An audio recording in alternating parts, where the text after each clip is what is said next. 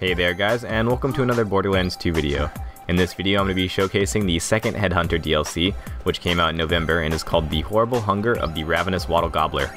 If you guys are needing a quick refresher on what exactly this Headhunter DLC series is, these are the DLCs that are only a couple bucks. They're pretty short, usually only around a few hours long, with very few quests and consisting of only one area. The first DLC in this Headhunter series was actually the one that came out around Halloween time, which I believe was called TK Baja's Bloody Harvest, and I do have a video showcase on that as well.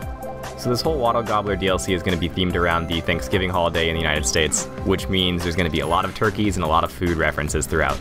Now there's only going to really be two main things that are even worth talking about in this DLC, and that's going to be the Wattle Gobbler and Grandma Flexington's raid boss quest. Ironically, while both of these enemies could be considered raid bosses, as the Wattle Gobbler does have an invincible title, and Grandma Flexington's quest is actually called the raid boss quest, I don't think most people would consider these guys raid bosses, and I don't think they're officially listed as raid bosses, as they're kind of gimmicky and really easy. So let's first talk about the Wattle Gobbler. The first time you actually come here, you're going to get a series of quests by Mr. Torg that's going to take you through this area, and he's actually invincible at first, so you're tasked with getting a poison that allows you to make him vulnerable, and then you can kill him. The first time I came to this area, I was actually on OP level 8, while the Wattle Gobbler was, I believe, only around level 70 or so, and I've noticed this is kind of a pattern with all the Headhunter DLC main bosses, is that every time that you defeat them, they get stronger and stronger up to a cap of around level 80. As far as I can tell, this doesn't increase the rarity or level of loot that they drop at all.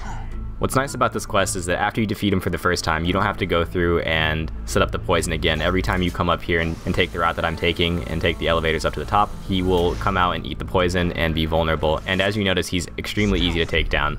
I don't even think it's actually worth talking about the strategy because I just used a combination of the bee and the Uncanny Herald, with some slag. Probably don't even have to have a bee shield as long as you have some slag and significant damage, and he goes down extremely quickly. Interestingly enough, the hardest part of this fight is actually going to be the ads that spawn with him, which are a reference to the Hunger Games. As far as I can tell, I don't really see any benefit to actually killing these ads.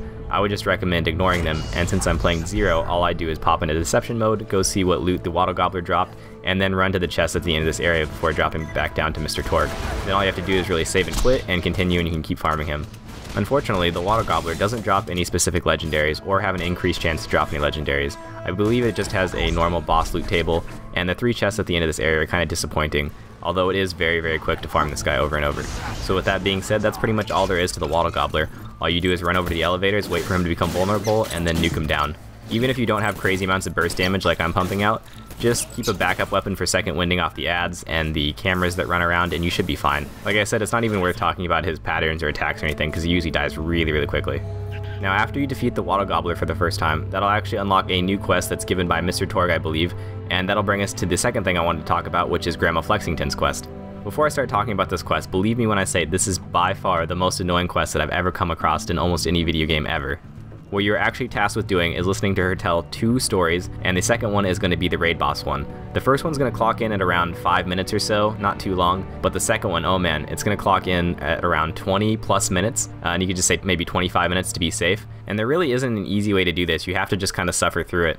It's going to be a lot of rambling, a lot of nonsense, and it's all done in this really, really annoying voice. But by far the worst part about this quest, and the icing on the cake, is that to make sure you're actively listening to her tell her story, it's actually going to prompt you with 2 questions along the way in the raid boss one, and I believe 1 or 2 questions in the shorter story. If at any time you answer one of these questions wrong, or leave the small area that she's sitting in, the quest will reset and you'll have to do the whole thing over again. One thing to note is that there is a respawning enemy right around the corner, and sometimes he will aggro onto you, so if you want to kill him or not kill him, just whatever you do, make sure you don't leave the area, otherwise the quest will reset, like I said. And I suppose just to be a nice guy, I'll give you the answers to the longer raid boss level story that she does tell. For the first question, you answer Rocky Road, and for the second question, you answer yes. After you complete this quest, unless you want to repeat farm the Wattle Gobbler, there really isn't anything more to do in this DLC.